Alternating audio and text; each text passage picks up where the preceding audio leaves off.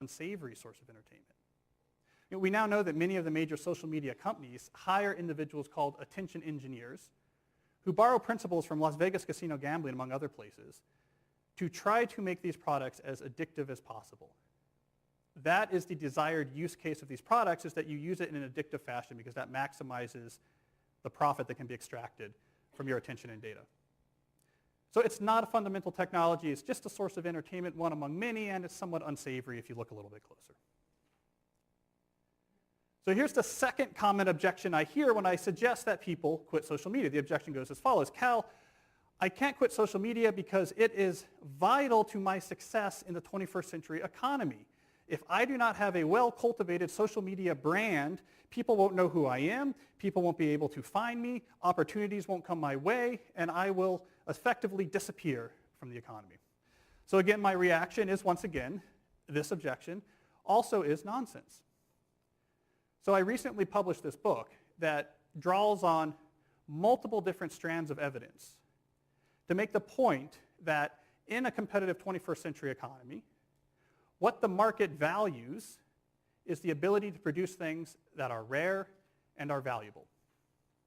If you can produce something that's rare and is valuable, the market will value that. What the market dismisses, for the most part, are activities that are easy to replicate and produce a small amount of value.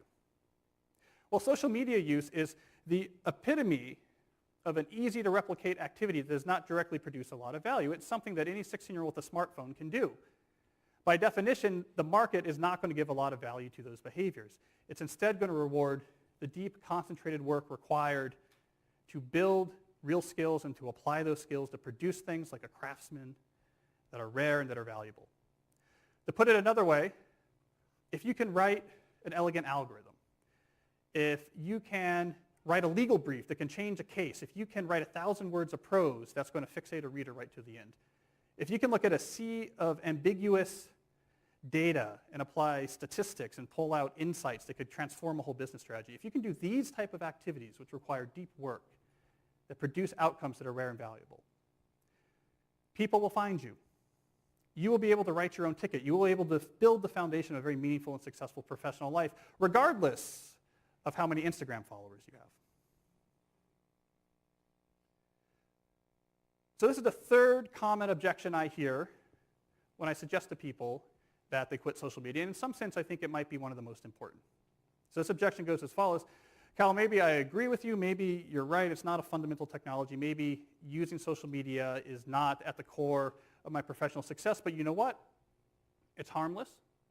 I have some fun on it. Weird Twitter is funny. I don't even really use it that much. I'm a first adopter. It's just kind of interesting to try it out. And maybe I might miss out on something if I don't use it. What's the harm? So again, I look back and I say, this objection also is nonsense. In this case, what it misses is what I think is a very important reality that we need to talk about more frankly, which is that social media brings with it multiple, well-documented, significant harms. And we actually have to confront these harms head-on when trying to make decisions about whether or not we embrace this technology and let it into our lives. So one of these harms that we know this technology brings has to do with your professional success.